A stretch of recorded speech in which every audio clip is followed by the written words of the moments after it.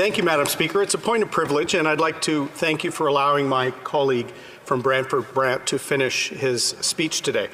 I'm rising on a question of privilege concerning efforts and actions by officials and agents of the People's Republic of China to interfere with me as a consequence of actions I've taken here, Madam Speaker, on the floor of our House of Commons. On Friday, I received a briefing from the Canadian Security and Intelligence Service, CSIS, which confirmed several matters to me that I will discuss in a few moments.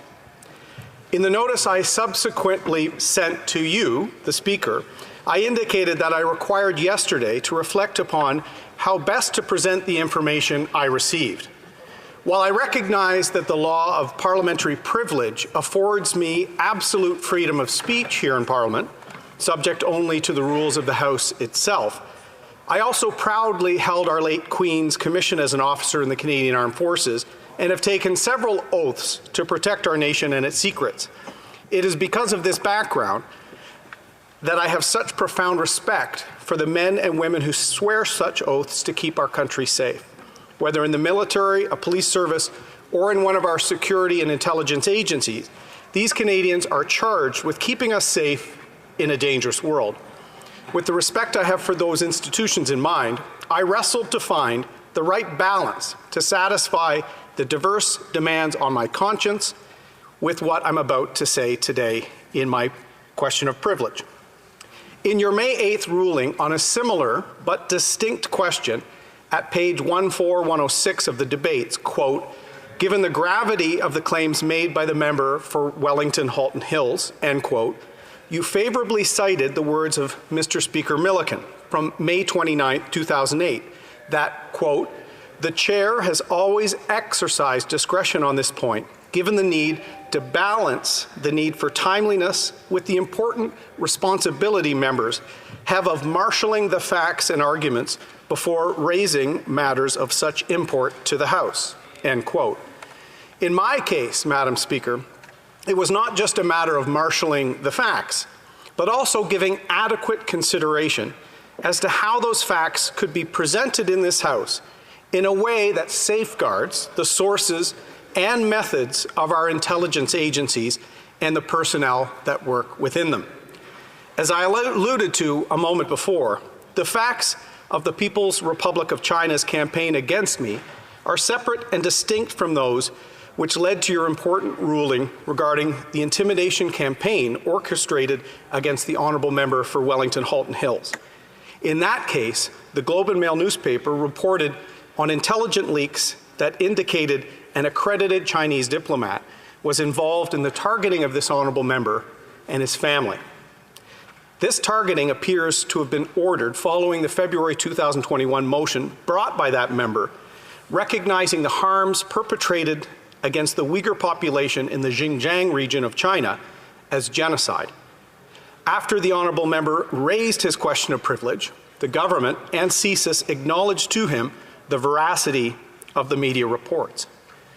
The facts of my case, Madam Speaker, are distinct as they relate to an ongoing campaign of foreign interference to target me as both a member of this chamber and as leader of the official opposition. Given my respect for the men and women who work for CSIS and the Canadian security establishment, I will not provide the specific detail from my intelligent briefing on the numerous threats identified to me, as I do not want any details to reveal sources or methods of collection. While I have more detail that I'm sharing with the House, I want to ensure that the public interest is properly served alongside ensuring that important intelligence gathered can continue unimpeded by appropriate parliamentary review. As an aside, Madam Speaker, the Procedure and House Affairs Committee could, of course, obtain further details directly from the government under appropriate in-camera cautions. That said, I will break the nature of the threats identified to me by CSIS into 4 distinct categories of threats. Each of these threats were intended to discredit me, promote false narratives about my policies, and to severely obstruct my work as a member of Parliament and as leader of the official opposition. The numerous examples also demonstrate that there was an orchestrated campaign of foreign interference in the 43rd Parliament and into the 2021 general election.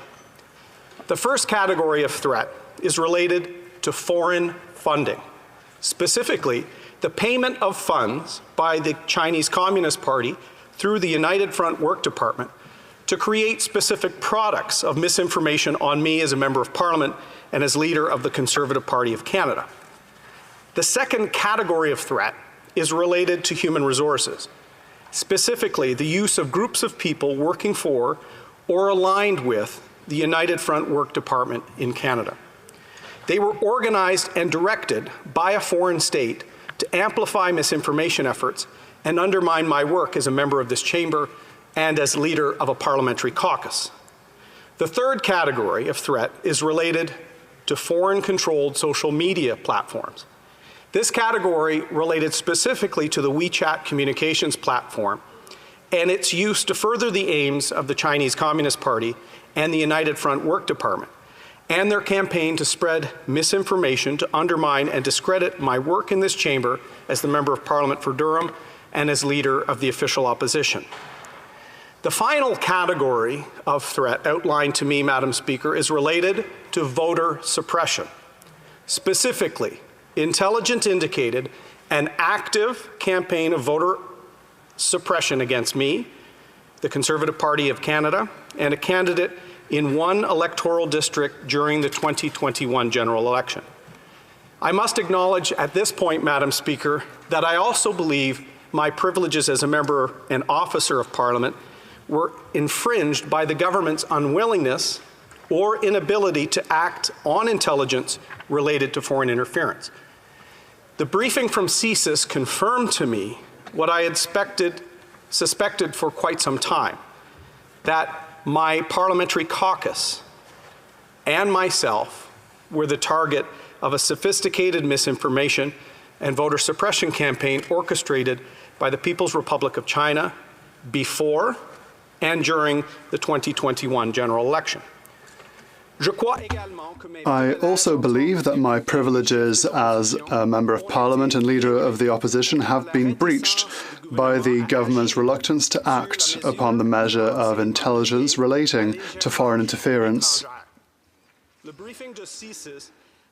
CSIS briefing confirmed to me what I had long suspected, that my party, several of my members of parliament and myself were the target of a Chinese orchestrated campaign of disinformation and voter suppression in the run-up to and during the 2021 general election.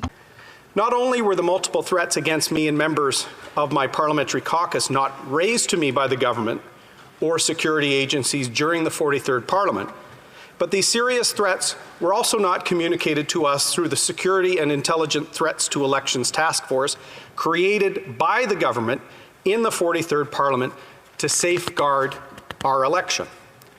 The context of the final months of proceedings in this chamber in the 43rd Parliament is also important to consider with respect to my privilege, Madam Speaker. The House at the time was seized with 4 separate document production orders forcing the government to be accountable to this House about what actually happened at the Winnipeg laboratory and the firing of scientists with links to China. I know that you remember at the time, Madam Speaker, because the government forced you into federal court over the issue and forced me, as a member of this chamber and leader of the opposition, to seek intervener status in that proceeding, which ultimately dissolution rendered moot. While denying our privileges as members for disclosure of these documents at the time, the government also denied me and other members of this chamber, including a member in the NDP, knowledge of identified foreign interference threats against us as parliamentarians. This is a matter that should concern all members of this House, regardless of party. As I mentioned in my opening remarks, this is a separate and distinct matter from that which my colleague, the Honourable Member for Wellington Halton Hills, raised to you a few weeks ago.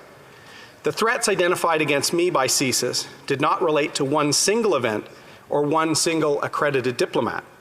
Rather, the numerous threats identified to me provide proof of an ongoing campaign of foreign interference intended to disrupt my work as a member but also to critically disrupt my work as leader of a large parliamentary caucus in a minority parliament. Threats, disruption, and interference of this scale actually violated the privilege of hundreds of members of this House. I stress this distinction because it is my respectful submission that it represents a distinct question from that addressed in your earlier ruling or in the subsequent May 10th order of reference to the Procedure and House Affairs Committee. It is worthy of its own separate finding of a prima facie contempt and committee investigation, Madam Speaker. Indeed, the situation here might be analogous to a couple of periods in the Speaker's early days as a member of this House. In spring 2005, there were no less than 4 prima facie cases of privilege, all related to member mailings, which were each referred to the Procedure and House Affairs Committee in an overlapping manner. One of them originated from today's government's House Leader. Later, in November 2009, there were 2 prima facie cases of privilege related to members' householder mailings, which were also separately referred to committee again in an overlapping way. In a ruling on May 10, 2005, Mr. Speaker Milliken said at page 5885 of the debates, words which probably have some echoes with the way the issues we're confronting this spring are cropping up. Quote, as the member for Wellington-Halton Hill well knows, we have had a number of these kinds of questions of privilege raised in the House recently, and quite a number have been sent off to the Procedure and House Affairs Committee, which is actually studying these issues, I believe, as we speak. I am more than happy to permit him to move this motion and send the matter to committee if he wishes. I'm sure the committee will be interested in considering this one along with all the other ones that it is currently dealing with of a similar nature. There do seem to be a lot of these mailings these days, end quote. Well, Mr. Speaker, there does seem to be a lot of foreign interference reports these days as well, and the House should be seized with each of them individually. As I said, they should trouble all members of this chamber. As you know, Madam Speaker, I've been a frequent commentator on Canada's foreign policy in this House. Specifically, I've been raising concerns relating to Canada-China relations for many years. Before serving as Leader of the Opposition, in both the 42nd and 43rd Parliaments, I served as the Shadow Minister for Foreign Affairs, the same parliamentary position held now by the member for Wellington-Halton Hills. It was in this capacity that I was one of the first voices in the chamber to discourage the use of Huawei technology in Canada's 5G network. I, alongside other colleagues, raised concerns about the approval of sales of several Canadian technology companies without proper security assessments by this government. I, along with others, spoke about the issue of human rights in China and the abuse of the One Country, Two Systems agreement in Hong Kong. Like many members of this House on all sides, I met with persecuted religious and cultural minorities. In fact, in many ways, my concerns about the government's approach to China culminated in a December 2019 motion to establish the first special committee on Canada-China relations. This retaliatory campaign by a foreign government targeting my work as a member of Parliament rose from my participation in these, amongst other proceedings, of the 42nd and 43rd Parliaments. Madam Speaker, it is because of this advocacy that I've faced in response many years of an orchestrated retaliation campaign run from Beijing. Not only did these events occur before and during the 2021 general election, which has been the subject of considerable reporting in the last year, but they also occurred prior to this election and were in the knowledge or control of the government who refused to act. In fact, CSIS advised me that I will remain a target of Beijing's influence operations long after I leave this House this summer. These timing aspects should pose no barriers to your favorable ruling. Indeed, House of Commons Procedure and Practice, 3rd edition, notes at page 81, quote, instances of contempt in one parliament may even be punished during another parliament. This area of parliamentary law is therefore extremely fluid and most valuable for the Commons to be able to meet novel situations, end quote. Though some of the actions in this retaliatory campaign of foreign interference were even more present during an election campaign while Parliament was dissolved, there remained throughout that time a clear nexus between the retaliatory campaign in Parliament, parliamentary proceedings, and through dissolution and election. The attacks on my privilege began before dissolution, were accelerated during the writ, and resumed again afterwards. It shows, Madam Speaker, how insidious this foreign interference has become. In this light, I would draw the Chair's attention to this passage at page 773 of Parliamentary Practice in New Zealand, 4th edition. Quote, "Conduct that seeks to influence members in the performance of their public duties is perfectly proper and permissible. People may even exert pressure on members, for example, by threatening to withdraw support at the next election, unless such an attempt to influence becomes an attempt to intimidate, or there is a threat to do something that is improper in itself," end quote. The right of all members of this House to go about their parliamentary duties free of intimidation, interference, or any form of obstruction has been affirmed by a long line of precedents. The honourable member for Wellington Halton Hills cited several of those concerning intimidation when presenting his own question of privilege, some of which you also quoted in your ruling on that matter. In the interest of time, I would commend those to your consideration. But perhaps, Madam Speaker, the most powerful words are your own from your May 8th ruling at page 14107 of the debates. Quote, "The Chair agrees that the matter raised by the member, that is, that a foreign entity tried to intervene in the conduct of our proceedings through a retaliatory scheme targeting him and his family, squarely touches upon the privileges and immunities that underpin our collective ability to carry out our parliamentary duties unimpeded. On the face of it, the Chair believes this matter to be serious enough to take priority of debate over all other parliamentary proceedings," end quote. One new aspect which my situation raises is what our authorities consider to be a form of, quote, obstruction, Mr. Speaker. House of Commons Procedure and Practice, 3rd edition, at pages 111 and 112, offer this explanation. Quote, "A member may also be obstructed or interfered with in the performance of his or her parliamentary functions by non-physical means. It is impossible to codify all incidents which might be interpreted as matters of obstruction, interference, molestation, or intimidation, and as such constitute prima facie causes of privilege. However, some matters found to be prima facie include the damaging of a member's reputation and the intimidation of members and their staff. The unjust damaging of a member's good name might be seen as constituting an obstruction," end quote. Mr. Speaker Bosley on May 5, 1987, at page 5766 of the debates ruled, quote, "The privileges of a member are violated by any action which might impede him or her in the fulfillment of his or her duties and functions. It is obvious that the unjust damaging of a reputation could constitute such an impediment. The normal course of a member who felt himself or herself to be defamed would be the same as that available to any other citizen: recourse to the courts under the laws of defamation, and the possibility of damages to substitute for the harm that may be done.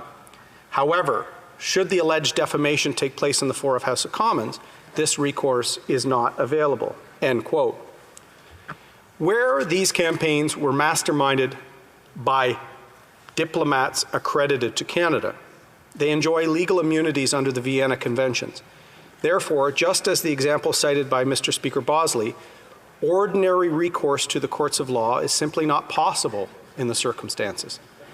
To be clear, Mr. Speaker, this parliamentary privilege is not being asserted, nor do I seek to assert it, against any Canadian who exercises his or her democratic right to enter into the parliamentary and political debate and to criticize politicians for the stands or policies they take. Joseph Mangeot, at page 235 of Parliamentary Privilege in Canada, 2nd edition, articulates the appropriate balance here. Quote, all interferences with members' privileges of freedom of speech, such as editorials or other public comment, are not breaches of privilege, even though they influence the conduct of members in their parliamentary work. Accordingly, not every action by an outside body that may influence the conduct of a member of Parliament as such could now be regarded as a breach of privilege, even if it were calculated and intended to bring pressure on the member to take or to refrain from taking a particular course. But any attempt by improper means to influence or obstruct a member in his or her parliamentary work may constitute contempt. What constitutes an improper means of interfering with members' parliamentary work is always a question depending on the facts of each case, end quote. In investigating a past contempt concerning the prejudicing of a member's reputation,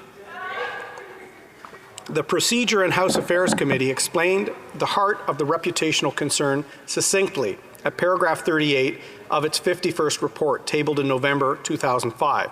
Quote, members of Parliament are public figures, and their reputations and integrity are among their most valuable assets, end quote. The same committee, when reviewing misleading statements about a member made in one of these 10%er cases I mentioned earlier, wrote in its 38th report, tabled in May 2005, quote, the content of the document, while not contemplating of or by other members whose constituents receive similar mailings, must be considered in relation to the member for Windsor West. Under such an analysis, it is impossible to avoid the conclusion that it is inaccurate and misleading with respect to him. The member noted that he had received many complaints from constituents as a result of the mailing. By unjustly damaging his reputation with voters in his riding, it therefore impairs his ability to function as a member, end quote. That last sentence brings me to some important points, Mr. Speaker. Firstly, whether the defamatory or misleading comments were made inside or outside of my riding, they nonetheless must be considered in relation to me and to the unjust damaging of my reputation within my riding. Secondly, at the time, I was the leader of Her Majesty's Loyal Opposition. I was an officer of this House with national responsibilities, which I believe requires you to consider matters through an additional lens.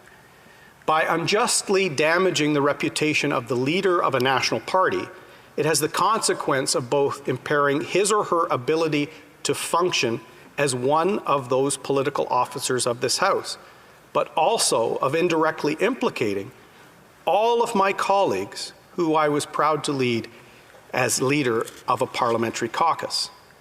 Thirdly, we must truly understand the goal of Beijing's retaliatory campaign here. The communist government's ideal outcome is to have its critics pull their punches and turn a blind eye.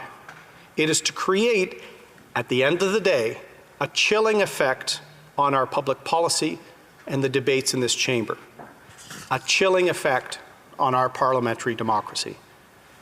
At its heart, Mr. Speaker, Beijing's goal and their detailed actions towards the member from Wellington Halton Hills, myself, and other members of this chamber stifle free debate in this House. The Special Committee on Rights and Immunities of Members explained the importance of freedom of speech in Parliament in its first report tabled in April 1977 as, quote, a fundamental right without which members would be hampered in the performance of their duties. It permits them to speak in the House without inhibition, to refer to any matter or express any opinion as they see fit, to say what they feel needs to be said in the furtherance of our national interests and the aspirations of their constituents, end quote. It is this very principle which the House must uphold, must vindicate, and must defend robustly, for it is what ensures that we are a vibrant democracy, where the people's representatives defend the people's interests, not vested interests. Earlier, I cited an authority for the proposition that the area of parliamentary law of concern here remains fluid in order to allow the House to meet new and novel threats. Well, Mr. Speaker, this novel and expanding situation of foreign interference in our politics, seeking to silence the debates of this Parliament, must be met and our parliamentary democracy must be defended. It is important for me to raise this issue before I finish my service in the House in the coming weeks. It is also important for me and all of us collectively, Mr. Speaker, to raise this critical issue for Canadians who might contemplate joining this House and standing for office. We can no longer ignore this interference and the chill effect it will have on free speech and our debates. We owe it to the next generation of members of Parliament from all backgrounds, cultures, experiences, to be able to take their place in this chamber to build on our democracy unencumbered by threats, intimidation, or pressure. As my colleague, the member for Wellington Halton Hills, observed, members of Parliament, and especially opposition members, are certainly not ordinary Canadians that can rely on the government, the executive branch, to discharge their role as defender of the realm. The problem does not lie with our proud, hardworking intelligence agencies. It lies in the blindness to their activities by some figures in this government and in some of the senior offices that advise it. The government has gone from one diversion to another for years to deflect its responsibility in tackling this scourge of foreign interference that has limited the privileges of several members of this House. They are being willfully blind to attacks on our parliamentary democracy, Mr. Speaker. I could go on at length about my views concerning the site task force, the panel of 5 senior civil servants, and review the inaction or incompetence of those structures, and how disappointed I was in the report of the Special Rapporteur. But I acknowledge that might be straying into debate. Besides, this House and the whole country knows firsthand my views on the Special Rapporteur's review process, because when he met with me, the review was largely completed. He didn't even seek input from a member that our intelligence agencies knew was being targeted by Beijing. Shameful. I will simply say that rather than restoring faith in our institutions and democratic process, the perceived conflict of interest of the Special Rapporteur and the outcome-driven terms of reference he was given and the final report that followed them has actually deepened mistrust, Mr. Speaker, and further demonstrated the need for an independent review. Mr. Speaker, the conversation and inquiry does not need to wait until there is a Conservative government elected and their determination to appoint an independent public inquiry. The longer there are delays, the longer there will be embarrassing leaks and headlines that will only continue to further erode public trust in our institutions and in our parliamentary democracy. This historic and proud House of Commons has the duty and responsibility to stand up to attacks on the privilege of every single member of this chamber, Mr. Speaker. Inaction to do so amounts to muting voices sent to Ottawa to defend the interests of their constituents. So let's do it for all members of this chamber, Mr. Speaker, on all sides of the House, and for the Canadians who might want to join this House in the future. As the defender of our rights and privileges, Mr. Speaker, this effort starts with you. Should you agree with me, Mr. Speaker, that this amounts to a prima facie case of contempt, I'm prepared to move an appropriate motion at that time. Thank you very much, Mr. Speaker.